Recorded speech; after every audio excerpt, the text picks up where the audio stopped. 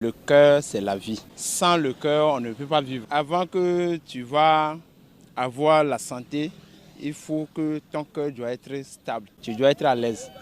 Il faut le sport. Il faut toujours faire le sport.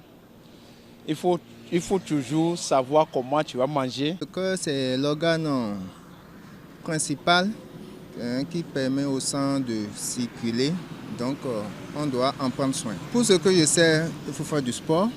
Moi, je suis en marketing de réseau, donc je consomme les compléments alimentaires. Il y a des compléments alimentaires spécifiques pour le cœur. Le cœur, c'est l'organe qui permet quand même la circulation sanguine dans le corps humain et dans le corps de tout être humain d'ailleurs. Parce qu'en fait, le cœur symbolise la vie.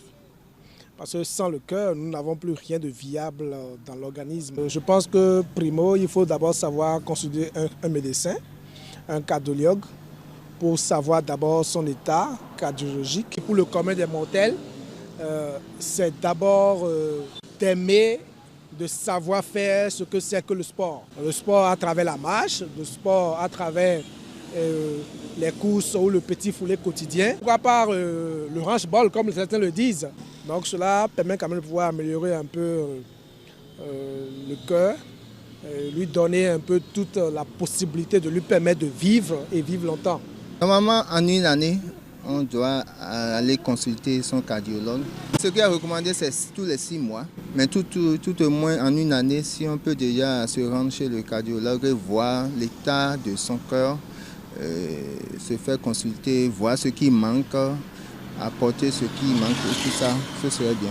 J'ai un médecin cardiologue qui me suit. D'ailleurs, même si je ne l'avais pas de façon personnelle, mon boulot me permet de pouvoir la voir.